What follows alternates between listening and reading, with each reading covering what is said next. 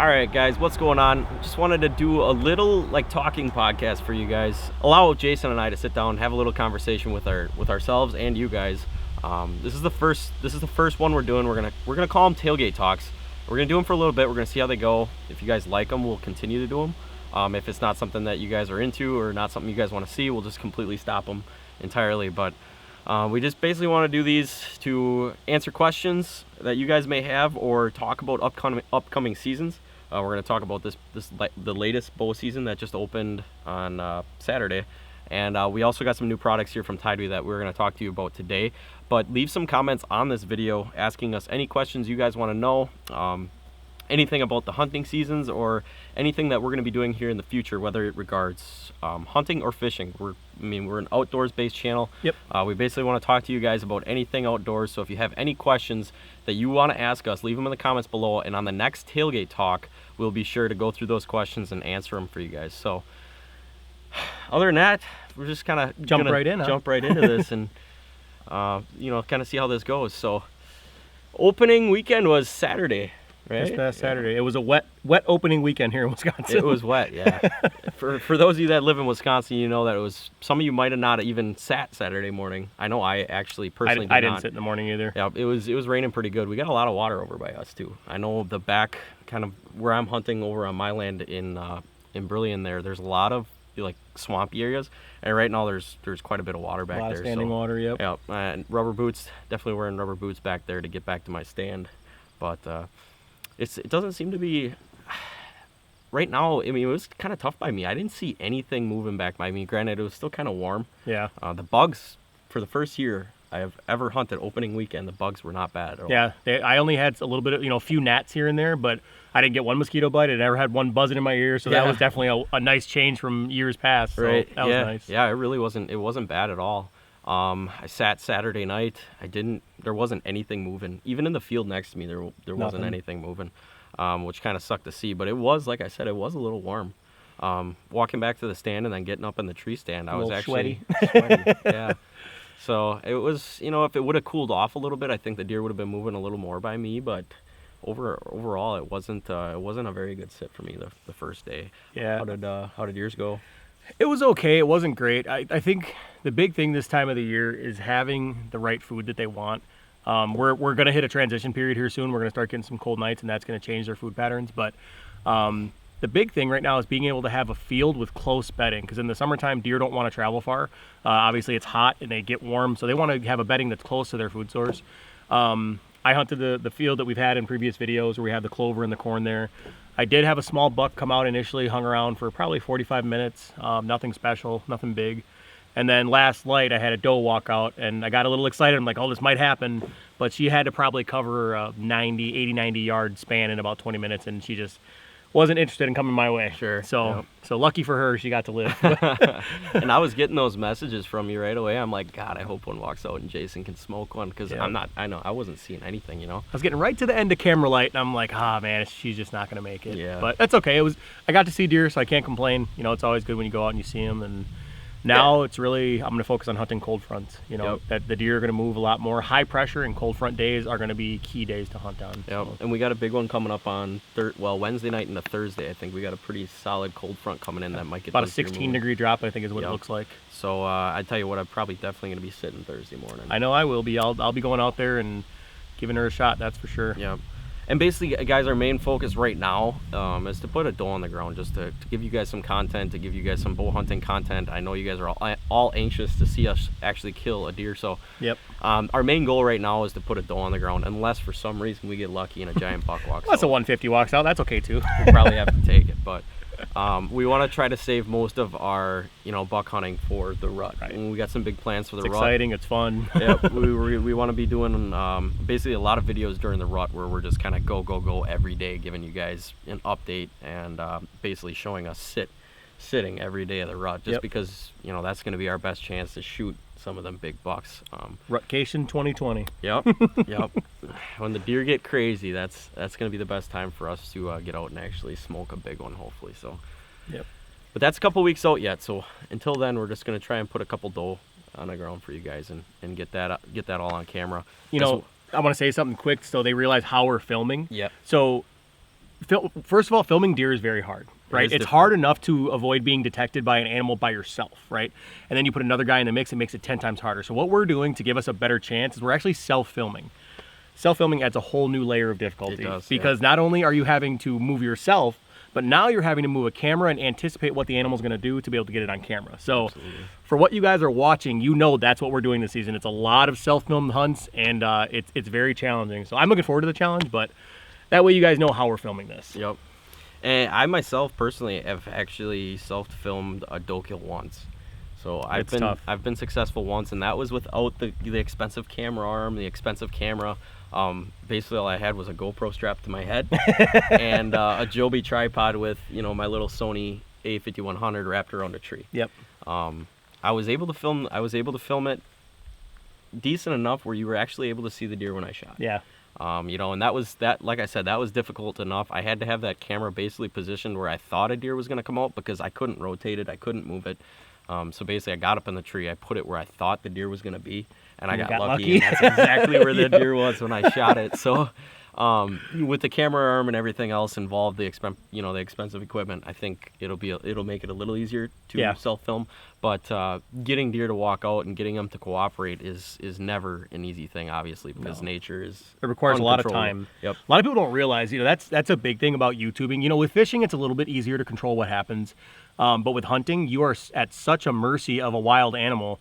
You can film for 6 days and never get anything. Yep. So a lot of people don't realize you get one video that you post that's 10 minutes long, but you really logged, 5 days of work into that video. So that is true. It makes it that much more rewarding when you finally capture it on camera, and it's cool to have that memory too. So yeah, I'm definitely looking forward to it. And like I said, hopefully we can make that happen, within the next couple of weeks, get some deer kills up on camera for you guys. I wish we were, like a bigger group and we had more guys, but it's just Jason and I, so we're trying to do the best we can to get all the content we can out for you guys. And between the hunting and the fishing lately, I think it's been tough, bird hunting. Bird hunting has been really tough. It's been really tough. My gosh. Oh man. So we woke up Saturday. Was it Saturday? No, it was Sunday morning. We were gonna do a goose hunt, and we the field that we had permission to hunt, we actually ended up not being able to hunt because there was people in the field. So yeah, that'd be a problem. that ruined our hunt Sunday morning. What do you do? Yeah, we went out on the water. We were sitting on a blind in the water, and we had geese flying. We had one group almost come in, but they just kind of shied away from the decoys. And we had a lot of ducks come in. It's not duck season, but we had a lot of ducks come in that we could have shot. But duck season opens September 26th, if I'm I not think wrong. End of September. Yep. So I'm actually looking forward to duck season. We normally go out and smoke quite a few ducks opening day. So I think those videos are going to do really well. Those will be coming, like I said, in the next couple of weeks here. September 26th is duck opener, and I definitely plan on being out there shooting some ducks. But trying to get Jason to come down and do a little bit of skeet shooting before duck opener, just so we can get used to those high flying birds and those quick flying birds. Yeah, we got to do that. Have a little competition. We did a little competition today with the bows. Didn't really go how I wanted it to go. Turns out I need to start doing some push-ups every day, I think, Turns out you need to adjust your pin for different yardages. Yeah. Well, and that's just it. I mean, if we're gonna be doing some of this, this out west stuff, especially with the bows, I just purchased this bow this year. Yeah. So I've originally been shooting a Matthews. I went to the bow shop. I saw this PSE Evo. It was a 2019 model. Pulled it back a few times, shot it, and I actually kind of fell in love with the way it felt. Maybe this was because I was shooting an older Matthews and I didn't really give any of the newer ones a shot, but I thought, you know what, I'm going to try this. I'm going to try a PSE, get involved, and see what it's like. So that's what I ended up buying.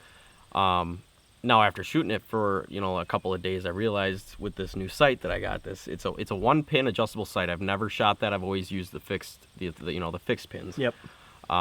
But I'm still trying to get used to this adjustable pin, and what ended up happening on that last shot is, if you guys watch the video, I forgot to adjust it. Yep. When we went up to that 20-yard shot. Critical error. Sailed that arrow sweet, right? Just sailed it right over that 20-yard, that 20-yard target, and essentially I lost the arrow. So I'm still trying to get used to that, and if we're gonna be doing some of this stuff out west, that single pin adjustable sight can be critical. It can definitely help you, in the most best of ways. I agree. And I really want to start to dial that in. So I need to practice more. I need to get in shape, and I need to get used to that single pin sight. I just need to use it more. Yeah. I feel like I've been, slacking on practicing with that bow. I've been shooting so much at 20 and 30 yards where I feel comfortable. Yeah. Really got to push it and get out there. I feel like I don't have to shoot, because I feel like I'm good. Yep. Right. Where in reality, I should be practicing, out to 50 yards. I should be practicing out to 60 yards. Like, there's no reason why I shouldn't be able to make those shots. Right. So I feel like basically for me, I gotta start shooting that bow more. I feel like I'm not comfortable with it yet, and I need to get more comfortable with the different ranges, longer ranges. The ranges, and then the sights and the fixtures on the bow. Everything about it is pretty much new to me, so I think I have a lot of work to do. A little more practice ahead of you. A lot of work to do before the rut comes and things get hot and heavy, and you got to be real dialed in. Yep, and especially we were fatigued in the video. We were definitely fatigued, which didn't help. But there's no reason why I shouldn't have been able to make that 20-yard shot. Right. Like I said, it's all just it all comes down to practice and getting familiar with the bow itself. So I think I have a lot of work to do over the next couple of weeks here, but I'm gonna get that thing dialed and I'm gonna be good. And I think we should come back and do this competition again. Do a recap, like a mid-season competition or something like that. That'd be cool. That's what we should both do. We should both work out. We should both practice. Just get in shape. And see how much better our next round is. I'm game to do that. Do that round again. You know, maybe a couple months from now, and see how it goes. I'm game to do that for sure. I will get a gym membership. I guarantee it. I'll do it. I'll get a gym membership. I got some time to work out. I think we should make that happen. Comment down below if you want to see that happen. Round 2. Round 2. Fight. How's fishing been? You doing any fishing? You heard the smallie fishing's real good up north, huh? Yes, the smallmouth fishing has been incredible. I was actually surprised. I did really well a week ago. Caught a lot of fish over 5 pounds.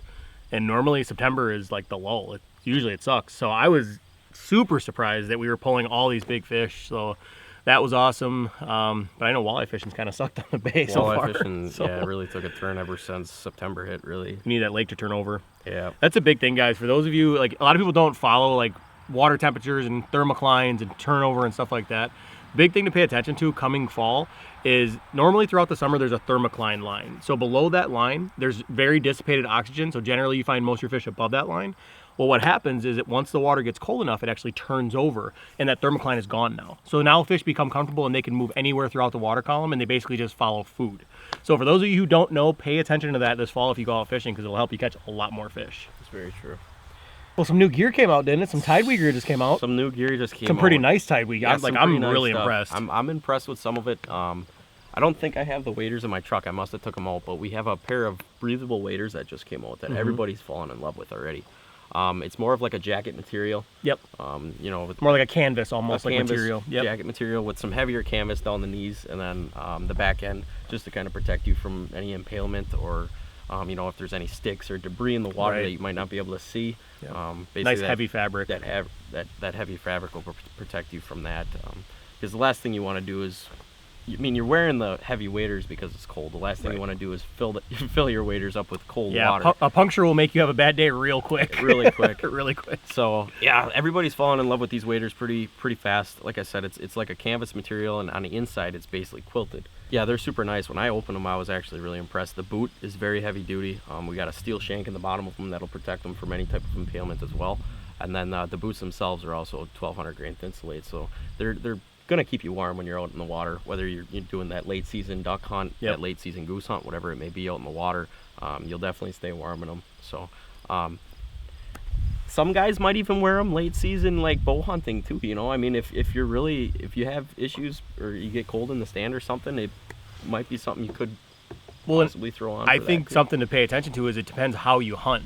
So some of us hunt, oak ridges and stuff like that. But like if you take someone like Dan Infault, the hunting beast, who you guys I know love on this channel, he goes into areas that are like waist deep muck and water, and he hunts public land, and he's walking way back. So he uses waders late season a lot. Absolutely. And he'll just ditch the waders once he gets to a spot, and then he'll go, up in his stand. Yep. They can definitely be used for that too in bow hunting. Yep. Yeah, for as heavy as they look, they're actually pretty lightweight. Oh, absolutely. Like I said, they're 100% breathable, so everything about the material is actually pretty lightweight. The only thing that gets a little lunky are the boots. Yep. Obviously.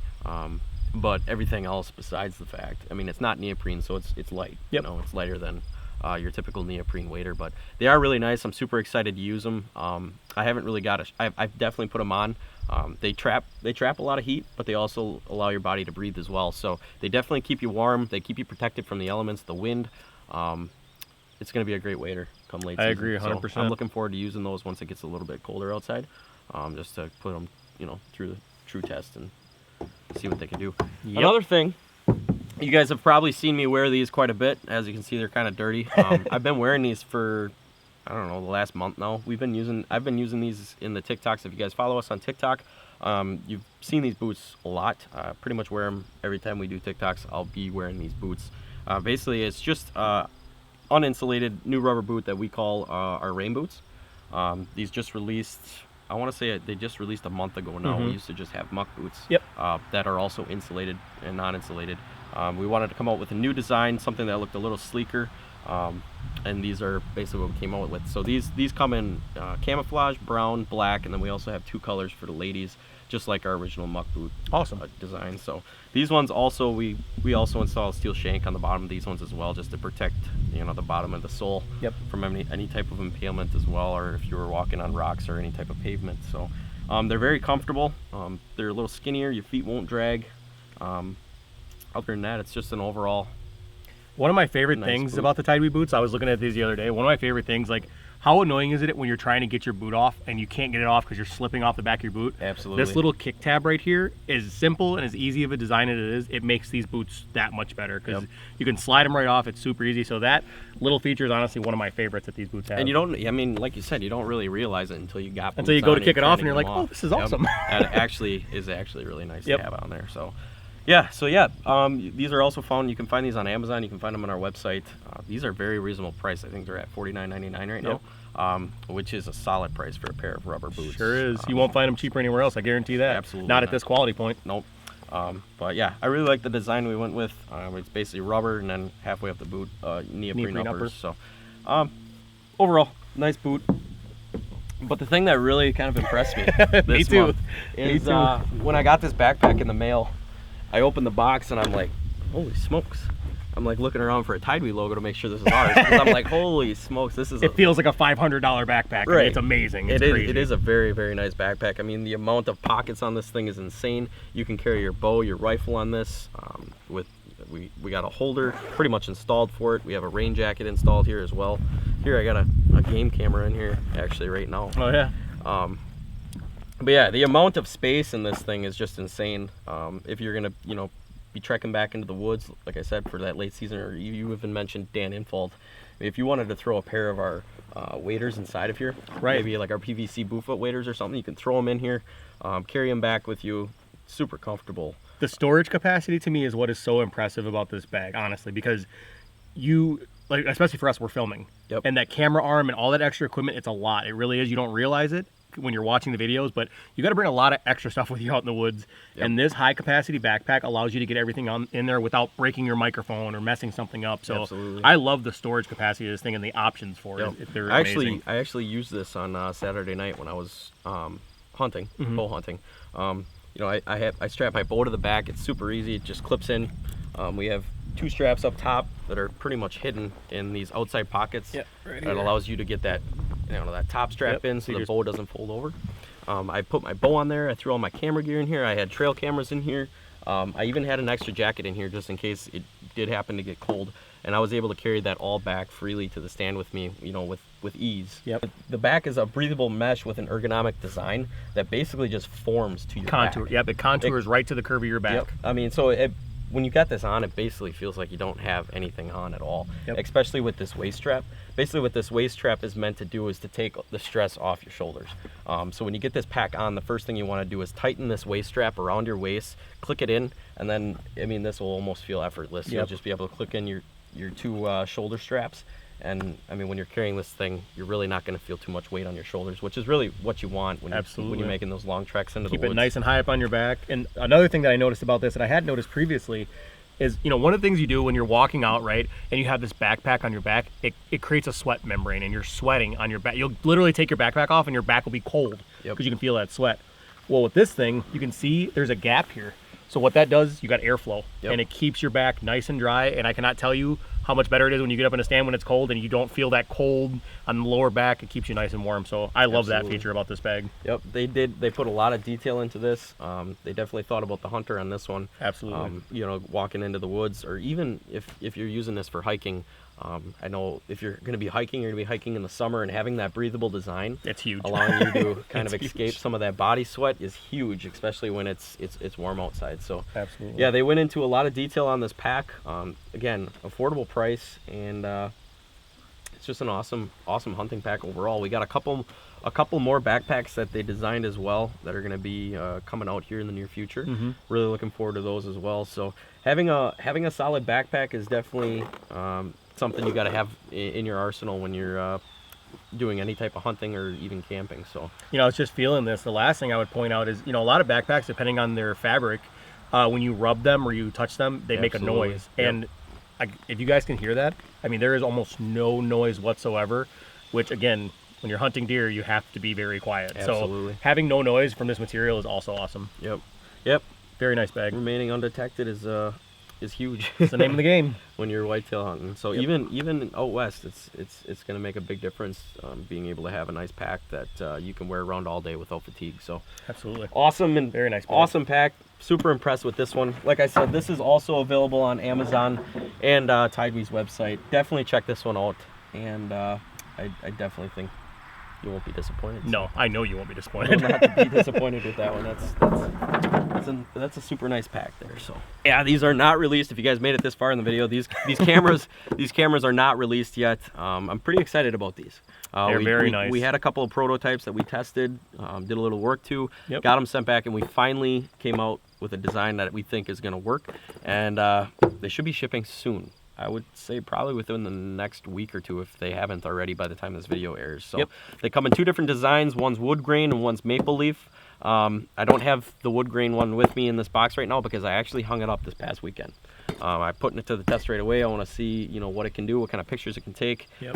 It's the camera itself is actually really nice. It takes pictures, and then it takes 4K video as well. Yeah, the specs are killer. I mean, for the price range, you won't find these kind of specs on another camera at this price range. Oh, absolutely. They're phenomenal. Yep. I mean, just having the viewfinder or the screen right on the camera, another thing. I mean, that's huge. Yep. You don't have to take that chip home. You don't have to put it into a computer. You can check it all right on the camera. camera. Stop right on your way to your stand. Take a look. Absolutely. And another thing that is really awesome about this camera is it does come with a 32 gigabyte memory card. Yeah, that's actually really cool. I mean, I've bought a lot of cameras, and I've never had a camera come with a 32 gig SD card ever. Yep. So that's a really cool perk. Most cameras, I mean, I would say most cameras probably don't come with an SD card. If they do, it's like a 2 or a 4. If they do. Yep. The fact that this one does come with one, really sets it apart, and it just makes it that much easier to go hang this camera up as soon as you buy it. Right out of the box, ready to rock. Yep.